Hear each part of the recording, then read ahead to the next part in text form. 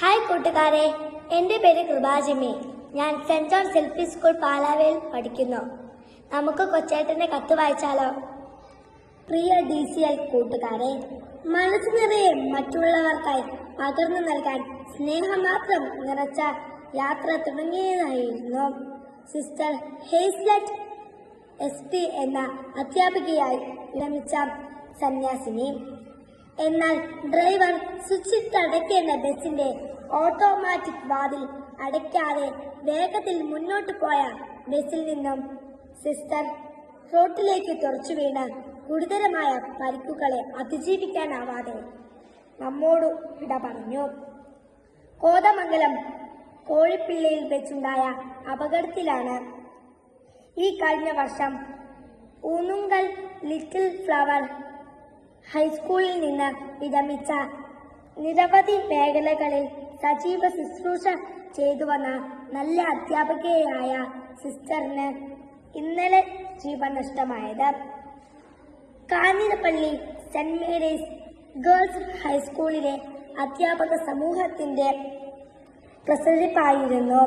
ഏവർക്കും പ്രിയങ്കരിയായിരുന്ന സ്വപ്ന Rajesh teacher 10C class ടീച്ചറും staff സെക്രട്ടറിയും സഹാധ്യാപകരുടെയും വിദ്യാർത്ഥികളുടെയും മാനേജ്മെന്റിന്റെയും അഭിമാനവും ആഹ്ലാദവുമായിരുന്ന സ്വപ്ന ടീച്ചർ ഇന്നലെ നന്നായി പഠിപ്പിച്ച് എല്ലാവരെയും സന്തോഷിപ്പിച്ച് വീട്ടിലേക്ക് പോയതാണ്.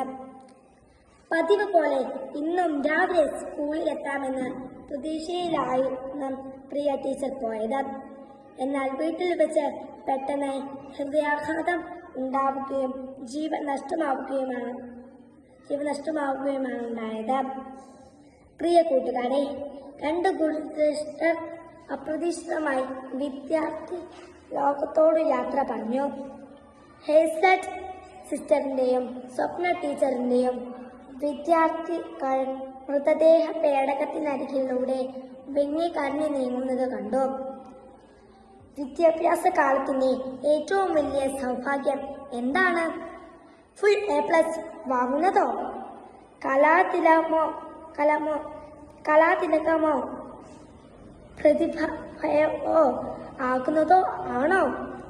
സമ്മാനങ്ങൾ ഒന്നും കിട്ടുന്നില്ലെങ്കിലും താൻ ബഹുമാനിക്കുന്ന അധ്യാപകരുടെ പ്രീതിയും വാത്സല്യവും തന്നോടൊപ്പമുണ്ട് എന്ന ഓരോ വിദ്യാർത്ഥികളുടെയും ആത്മവിശ്വാസവും ഉള്ളിലെ അഭിമാനവുമല്ലേ ഏറ്റവും വലിയ സൗഭാഗ്യം? തീർച്ചയായും അതെ. അതിന് ആത്മാർത്ഥതയും സത്യസന്ധതയും ഉണ്ടായാൽ മതി. അധ്യാപകരോട് എത്രമാത്രം അടുപ്പമാകാം? അമ്മയോളം അച്ഛനോളം എന്നേ ഉത്തരമുള്ളൂ. നമ്മുടെ പാഠ്യ ദർശനത്തിൽ മാതാവും പിതാവും ഗുരുവും ദൈവതുല്യരാണ്. ഗുരുദേവോ ഭവ എന്ന് തന്നെയാണ് നമ്മുടെ പ്രമാണം. ദൈവതുല്യരാണ് ഗുരുസ്ഥാനം. ഗുരുത്വം എന്ന മഹത്തായ കൃപ വിദ്യാർത്ഥികളിലേക്ക് വർഷിക്കാൻ ഉള്ളിൽ വെളിച്ചമുള്ള ഗുരുവിന് മാത്രമേ കഴിയൂ.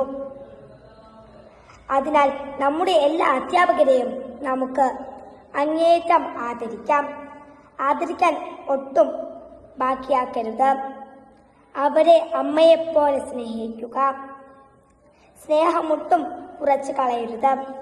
അവരുടെ ഹൃദയം തുറന്ന് സംസാരിക്കാം. മറ്റൊരവസരത്തിലേക്ക് മാറ്റിവെക്കരുത്. പിന്നീട് അവസരം കിട്ടിയെന്ന് വരില്ല. സ്വപ്ന ടീച്ചറിനോടും ഹേസ്ലറ്റ് സിസ്റ്ററിനോടും പിന്നീട് പറയാനായി അവരുടെ പല വിദ്യാർത്ഥികളും മാറ്റിവെച്ചത് അവരുടെ ഉള്ളിൽ ബാക്കിയാവുകയാണ്. നമുക്ക് ഇന്നു തന്നെ സ്നേഹാദരവുകളോടെ പുഞ്ചിരികളുമായി നമ്മുടെ അധ്യാപകരുടെ മനസ്സിൽ ശിഷ്യവസന്തം തീർക്കാം. അമ്മയോളം അടുക്കാം. അനുഗ്രഹീതരാകാം. ആശംസകളോടെ സ്വന്തം കൊച്ചേട്ടൻ.